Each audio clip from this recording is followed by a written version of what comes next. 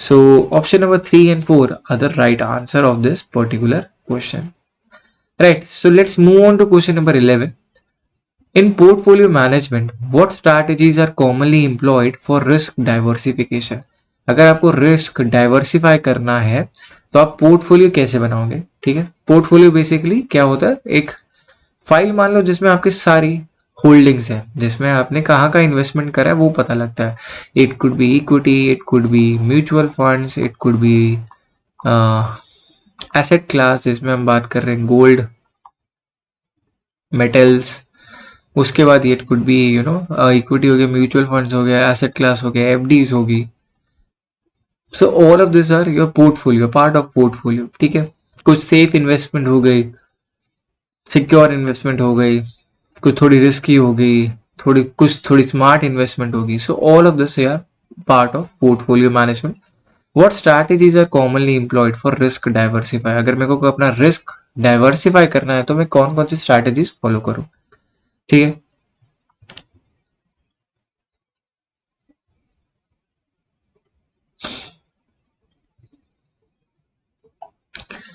C concentration strategy, this I won't apply. Why? Concentration strategy का मतलब क्या? एक ही जगह पैसा लगाना, एक ही जगह कॉन्सेंट्रेट करो. अगर मैं इक्विटी में इन्वेस्ट करता हूँ तो मैं सिर्फ इक्विटी में इन्वेस्ट करूँ. अगर मैं सिर्फ सारा का सारा पैसा इक्विटी में इन्वेस्ट करूँ और वो जैसे कोविड क्रैश जब आया था, जब equity market would went down like crazy, तो मेरे पैसे तो गए. अगर मेरे 20 लाख जो मैंने इन्वेस्ट करे थे वो 2 लाख हो गए इक्विटी मार्केट में. सो आई लॉस्ट अ लॉट. अगर वहीं मैं 20 लाख में से 5 लाख लगाता इक्विटी में, वहीं 5 लाख म्यूचुअल फंड्स में, तो कहीं ना कहीं मेरा ग्रो होता है पैसा. Because not all would have fallen. तो कॉन्सेंट्रेट नहीं करना चाहिए. एसेट एलोकेशन ये भी कर सकते हो आप, डिफरेंट एसेट क्लास में डालो पैसे. आप इक्विटी में डालो, आप म्यूचुअल फंड में डालो, जिसमें मैंने भी बात करी. फिर हेज करना भी इसी से रिलेटेड है. हेजिंग का क्या मतलब है? आप सारा का सारा पैसा रिस्की एसेट क्लास में मत डालो. ठीक है, आप कुछ पैसा सेफर क्लास में डालो. जैसे मेरे को एफडी में पैसे डालने, बिकॉज मुझे पता है एफडी डूबेगा नहीं, जितना पैसा है उतना वापस दे देगा. Okay, sector rotation, this is not your right answer. Sector rotation आप नहीं कर सकते रिस्क डाइवर्सिफाई करने के लिए. I tell you why. Because you never know which sector will actually work. लोगों को क्या लगता है कि देखो अभी कैसे चल रहा है, अभी if you see in stock market you will learn about that public sector banks और public sector units are doing exceptionally well. उनके पैसे बहुत बन रहे हैं. ठीक है, अब मे बी दूसरा सेक्टर, जैसे पब्लिक सेक्टर बैंक चल गया, अब तो प्राइवेट की बारी आएगी. अब आपने प्राइवेट बैंक में इन्वेस्ट करना शुरू करा, पता चला वो ही क्रैश हो गया और गिर गया. ठीक है, तो ऐसा नहीं है कि सेक्टर रोटेशन आपकी एक पॉलिसी होनी चाहिए, जबकि आपकी मेजर पॉलिसी जो होनी चाहिए that is your asset allocation and hedging. So option B is the right answer for this question. ठीक है, अब बात करते हैं क्वेश्चन नंबर 12 की, which is differentiate between government bonds and corporate bonds. 4 option है, मल्टीपल राइट आंसर है for this question as well. And this I have discussed thoroughly in the class. ये भी मैंने बहुत ज्यादा अच्छे से एक्सप्लेन कर रखा है in class. So I hope you get this one right as well.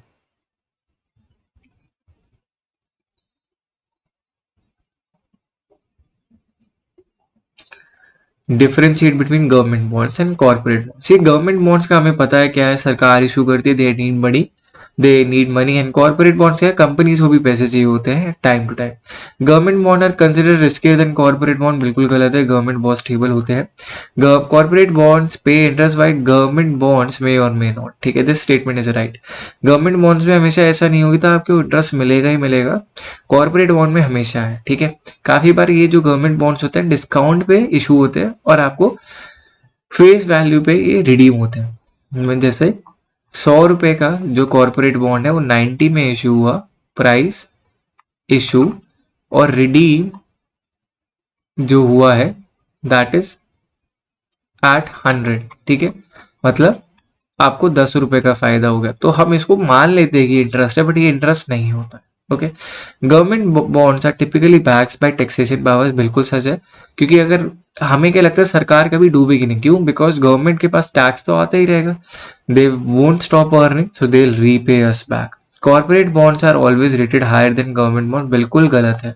Government bond ही हमेशा कॉर्पोरेट बॉन्ड से हायर होंगे। So option number 2 and 3 are the right answer for this question, right. Now let's move on to question number 30. What stages are typically involved in the initial public offering process? जो IPO की process की हमने बात करी है, इतनी सारी companies IPO लेके आई हैं in last few years, Nykaa, Paytm, mama earth, and I have heard many more companies coming up जो अपना आईपीओ लेके आ रहे। दीज आर द न्यूबीज, जिसको हम स्टार्टअप कंपनीज बोलते हैं, इनका भी आईपीओ आ चुका है। And many more startup companies will come up with IPOs as you can see. तो क्या क्या स्टेजेस इन्वॉल्व होते हैं टिपिकली एक आईपीओ के प्रोसेस में? अब बुक बिल्डिंग क्या है? आप एक्चुअली बुक बिल्डिंग प्रोसेस के थ्रू प्राइस डिस्कवरी करते हो। आपको पता नहीं है कि एग्जैक्टली कितने लोग आपका किस प्राइस पे शेयर बाय करेंगे, तो आप बुक बिल्डिंग करते हो, आप एक एस्टिमेट बनाते हो कि इतने से इतने रेंज के अंदर प्राइस होगा। आपने देखा होगा जब भी आईपीओ का प्राइस होता है एक रेंज में होता है, ठीक है। एक होता है लोअर प्राइस, एक होता है हायर प्राइस, और जो भी सबसे ज्यादा सिलेक्टेड होता है उसी को जर्नली अपॉइंट करा जाता है कि that would be the final price. So it is on the higher end generally. majority people tick this one, they think that this will be the price that at this should be issued, जो book building में होता है। फिर उसके बाद listing होती है stock exchange पे, बॉम्बे स्टॉक एक्सचेंज पे हो रहा है, नेशनल स्टॉक एक्सचेंज पे हो रहा है, दोनों पे हो रहा है। Underwriting, see underwriters कौन होते हैं? जैसे हमारे मर्चेंट बैंक्स होते हैं, they perform functions of underwriters. Underwriters are those people who actually guarantee, right, कि इन केस अगर आप लिस्ट करते हो स्टॉक एक्सचेंज में आपकी बुक बिल्डिंग में और you don't get subscribed, subscribe का क्या मतलब? आपने 1000 करोड़ पैसे मांगे थे, this is a huge amount दो, और आपको मिले सिर्फ 800 करोड़, मतलब अंडर सब्सक्राइब हो गया। मेजोरिटी केसेस में गिवन कि because the market has is high, तो दिस वुड बी लाइक 2000 और 5000 crore. Why? Because people over subscribe generally. This is a case of under subscription. Under subscription के केस में क्या होता है? The merchant bankers who actually helped you in this IPO process, they say they'll subscribe it, मतलब जो भी 200 करोड़ रुपए वो लगाएंगे, they'll subscribe it, वो चाहेंगे कि आपका इशू हो जाए, ठीक है। अंडर सब्सक्राइब हो, लोगों के पैसे नहीं आएंगे तो आपका इशू नहीं हो पाएगा, तो आप चाहते हो कि पूरा इशू हो, तो मर्चेंट बैंकर अंडर राइटिंग का प्रोसेस करते हैं।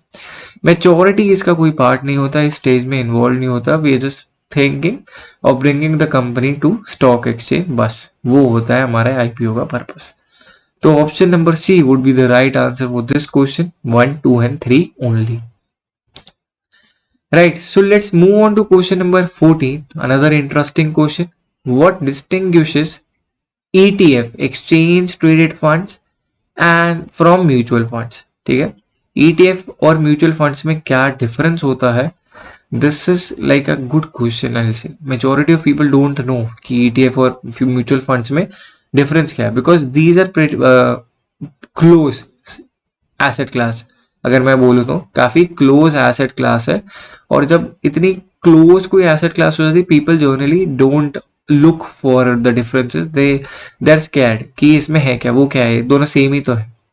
तो अब इसमें पता लगाते हैं कि एग्जैक्टली डिफरेंट क्या है। ETFs are traded on stock exchange, बिल्कुल सही है। अगर आपने देखा होगा PSU 20, निफ्टी 20, निफ्टी IT 20, तो होता क्या है? अब ETF में जो है आप you are not investing into a particular company, आप क्या कर रहे हो? आप PSU में, जैसे पब्लिक सेक्टर बैंक में SBI भी है, PNB भी है, आप इसमें सिंगल स्टॉक में इन्वेस्ट नहीं कर रहे हो, इन सब पूरे PSU सेक्टर में बुलिश हो, तो आप क्या करोगे? ETF बाय कर लोगे, और ETF जो है इन कंपनी से बना होगा, तो if one of the company also run, your PSU 20 will go up. तो ETF यही सेम फंडा म्यूचुअल फंड का भी होता है, वो भी एलोकेशन से बनता है, मतलब कुछ पैसा कहीं लगाता है, और जब भी कुछ पैसा बढ़ रहा है तो ओवरऑल मेजरली इम्पैक्ट करता है। But mutual funds they are not traded on stock exchange, उसको 1 दिन 2 दिन का टाइम लगता है आप एलोकेशन में। ETF ट्रेड होते हैं स्टॉक एक्सचेंज पे। Mutual funds have a fix number of share, ऐसा नहीं है हम बात कर रहे हैं। तो इसमें कोई फिक्स नंबर ऑफ शेयर्स नहीं होता, आपकी नेट एसेट वैल्यू कम होती रहती गिरती रहती है, ये फिक्स नंबर ऑफ शेयर्स नहीं मिलता है। ETFs can be bought and sold throughout the trading day at market prices. This is also true. Right. Mutual funds primarily invest in individual stocks. See, this is not right. ठीक है, problem क्या है, इन individual stock में ही नहीं करते, there are multiple opportunities जहां पे वो पैसा इन्वेस्ट कर सकते हैं। डिपेंड्स कि हम बहुत सारी म्यूचुअल फंड की डिफरेंट क्लास आती है। म्यूचुअल फंड जो गोल्ड में इन्वेस्ट करता है तो वो गोल्ड में ही करेगा, गोल्ड की सिक्योरिटीज में कर लेगा, बट इंडिविजुअल स्टॉक में ऐसा नहीं है, right. So answer for this question is answer option number 2 which is 1 and 3 only, जिसमें ETF are traded on stock exchange. ETF can be bought and sold throughout the intraday trading day at market prices. Okay.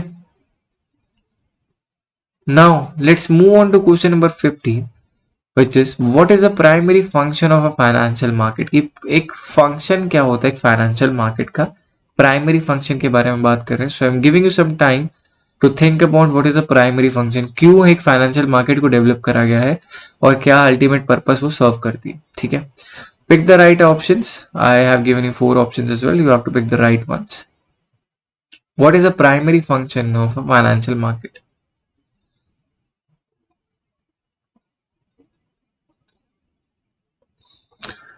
ठीक है, अगर मैं आपकी जगह होता सबसे पहले मैं ऑप्शंस में जाता। Facilitating the exchange of goods and service, gift market का फंक्शन होता है, फाइनेंशियल मार्केट का नहीं, तो ये तो गलत हो गया। इंटरेस्ट रेट डिटरमाइन करने का क्या कौन है? फाइनेंशियल मार्केट डिटरमाइन करता है इंटरेस्ट रेट, या फिर कोई घर गवर्नमेंट में करता है, कोई सरकार में करता है इंटरेस्ट रेट का काम। ठीक है, तो इंटरेस्ट रेट का काम गवर्नमेंट करती है, तो ये भी इनका काम नहीं है। प्रोवाइड करता है लिक्विडिटी एंड प्राइस डिस्कवरी। जब आप सेकेंडरी मार्केट में बात करते हो, आपने देखा होगा जैसे पेटीएम का शेयर जिसका आईपीओ आस्किंग प्राइस था 2100, जब ये लिस्ट हुआ this listed on rupees 9000। Why? because people realize that it is not worth of 2100, and in within few days it all went down to 600 or 700. Why? Because people realize the worth of the stock, price discovery में genuine price को discover करा। Allocate करना resources efficiently, this is also true. If you have more money, if you want to invest, if you want to grow your money faster, you will invest in equity. If you are one of those guys who take more risk, you will invest in equity. If you are one of those who is long term investor, long term planner, will actually and want a safer route, will go with mutual funds. So option number 1 and 4 are the right answer for this particular question, right? Let's move on to question number 16 now. How do regulatory bodies contribute to the stability of financial market? 4 options, 4 options है आपके पास और multiple correct options है इस question के भी। आपको बताना है कि रेगुलेटरी बॉडीज कैसे कंट्रीब्यूट करती है to the stability of financial markets. आपको मैंने बताया insurance regulatory development authority of India IRDAI है, SEBI security exchange board of India, and then there is reserve bank of India. तो ये सारी क्या हमारी रेगुलेटरी बॉडीज है, रेगुलेट करती है insurance, mutual fund, stock market और हमारे कमर्शियल बैंक्स। ठीक है,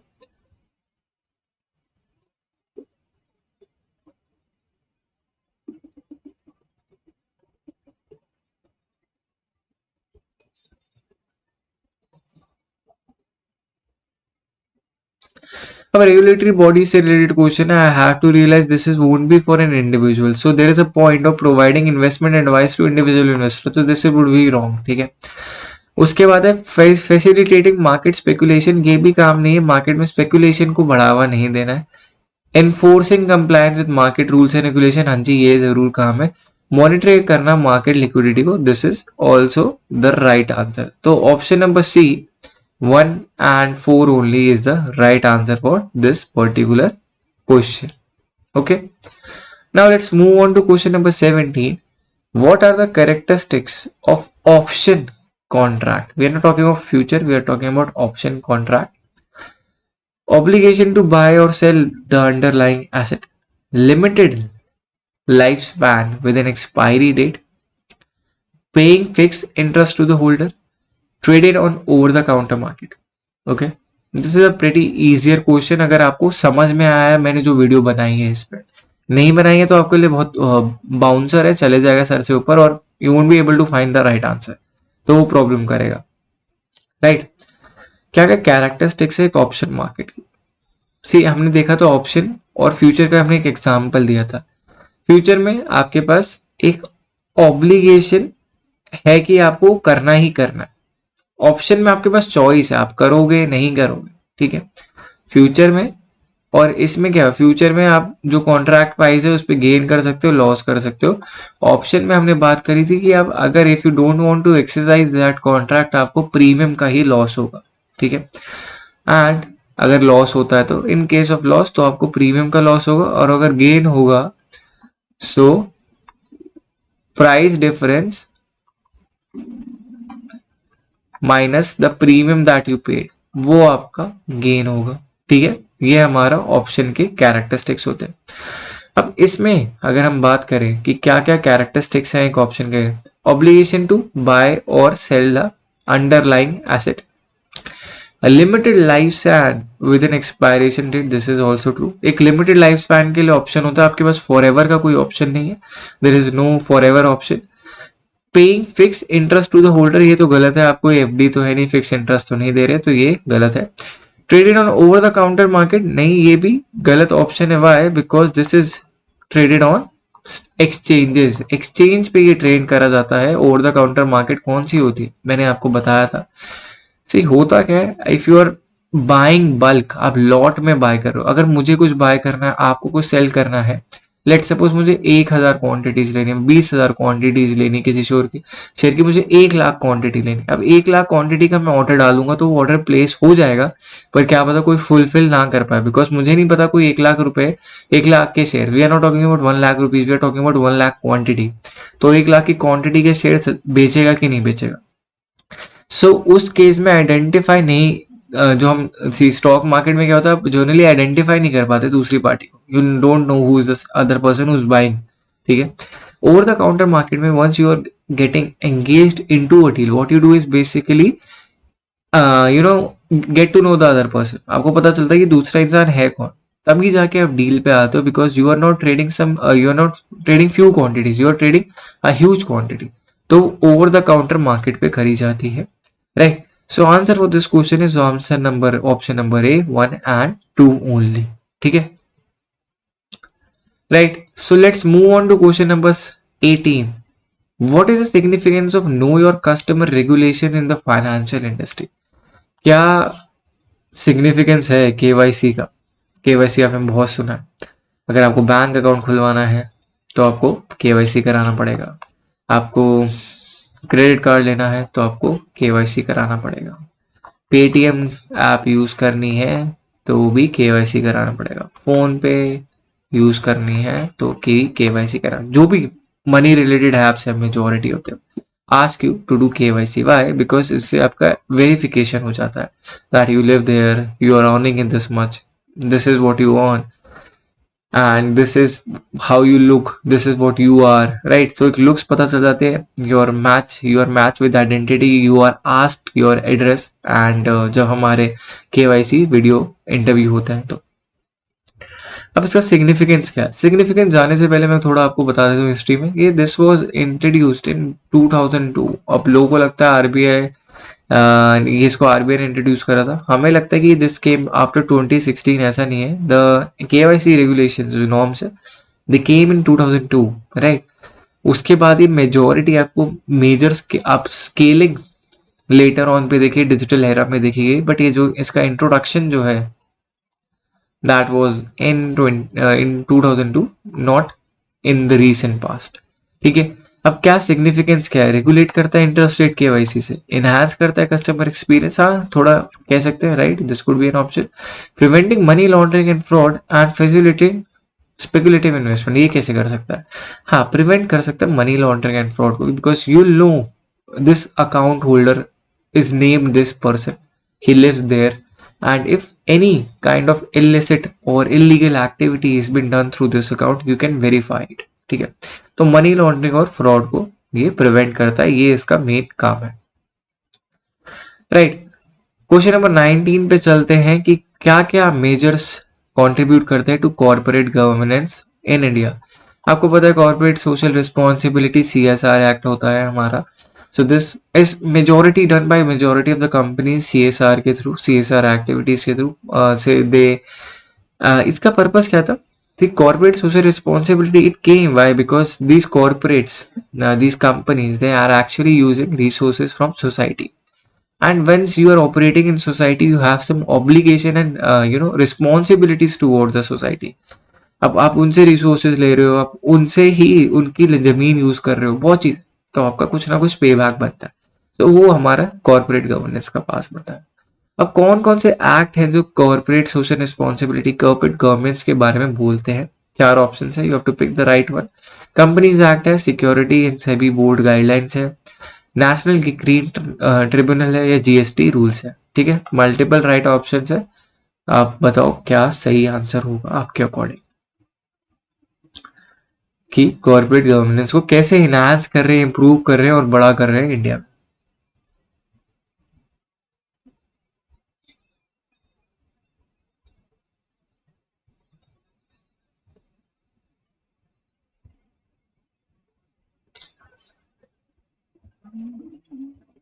What measures contribute to corporate governance in India? Companies Act 2030, SEBI guidelines, NGT National Green Tribunal and GST। ठीक है, before telling you to the right answer मैं NGT के बारे में थोड़ा बता दूं। नेशनल ग्रीन ट्रिब्यूनल का आपने देखा होगा, कोई भी कंपनी जब होता क्या है, अपना CSR स्किप कर देती है, मतलब अपनी कॉर्पोरेट सोशल रिस्पॉन्सिबिलिटीज को नहीं निभा पाती, तो पेनल्टी की जो पेमेंट मांगती है वो नेशनल ग्रीन ट्रिब्यूनल में केस जाता है। अगर लेट सपोज आप कोई भी फॉरेस्ट एरिया को इवैक्यूएट, डिफॉरेस्टेशन कर रहे हो कुछ पार्ट ऑफ द फॉरेस्ट, वहां पे आप कुछ मशीनरी एक इंस्टॉलेशन, एक प्लांट डाल रहे हो, तो NGT का आपको क्लियरेंस लेना पड़ता है, तो नेशनल ग्रीन ट्रिब्यूनल का वो काम है। ओके, तो कॉर्पोरेट गवर्नमेंट्स में कौन कौन कॉर्पोरेट करता है? The answer is companies act and securities and exchange board of India. These two are the major boards जिसके थ्रू आप कॉर्पोरेट गवर्नमेंट्स को इंडिया में ऑपरेट होते हुए देखते हो। ठीक है, question number 19। Now let's move on to the last question of the day, which is question number 20. What steps are taken by regulatory bodies to ensure market integrity in India? हम बात कर रहे हैं कि ये जो market, we are not talking about market as a normal place market, we are talking about financial market, right? Financial market की बात कर रहे हैं, this is well understood but still I made it clear कि कौन कौन से steps जो रेगुलेटरी बॉडीज ने इंश्योर करे कि फाइनेंशियल मार्केट की इंटीग्रिटी बने रहे इंडिया में। इम्प्लीमेंट करना इनसाइडर ट्रेडिंग के रेगुलेशंस को, facilitating market manipulation, encouraging speculative investment and enforcing fair trade practices. So you have 4 options, pick the right one, what do you think, and then will discuss कि कौन सा सही answer होगा, right? क्या क्या steps लिए हैं रेगुलेटरी बॉडीज के द्वारा to ensure market integrity in India?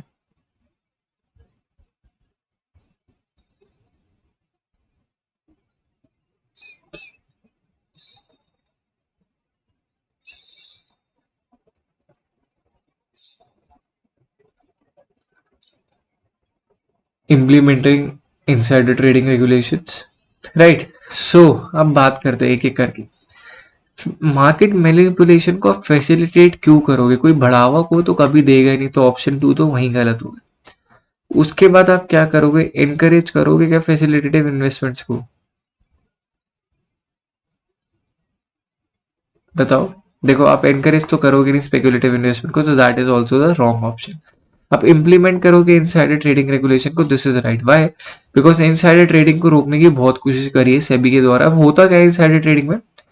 Let suppose company जो है, कोई भी कंपनी अपना क्वार्टरली रिजल्ट लेके आती है।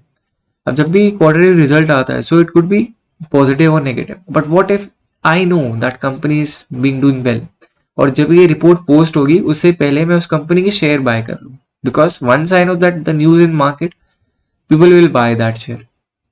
तो इनसाइडर ट्रेडिंग को रोका जाता है, वहां पे जो एम्प्लॉयज होते हैं उनको प्रोहिबिट करा जाता है कि आप इस शेयर में बाइंग सेलिंग नहीं कर सकते। तो इम्प्लीमेंट करा गया इनसाइडर ट्रेडिंग रेगुलेशन को। एनफोर्स करना फेयर ट्रेडिंग प्रैक्टिसेस को। सो option number 1 and 4 is the right answer for this particular question. ठीक है, right? So that brings to an end of all 20 question videos of what we have covered. Now, if you are new on the channel, you don't know about this, but we also help you to prepare for paper 1 UGC net, and this is common to all. Paper 1 सबके लिए common है. So if you one of those guys who want to learn about something from scratch, कुछ भी आपकी कोई भी unit में problem है, so what you can do is claim UGC net essential free ebook. How? Basically, say hi on this WhatsApp number 9873907600 and claim ebook for all the 10 units that you want to. ठीक है, claim करो, learn करो, उससे जानो आपको कितना आता है, आपको नहीं आता, जहां से भी पढ़ना है, everything is there, right, and it's for free, absolutely free. ठीक है, right.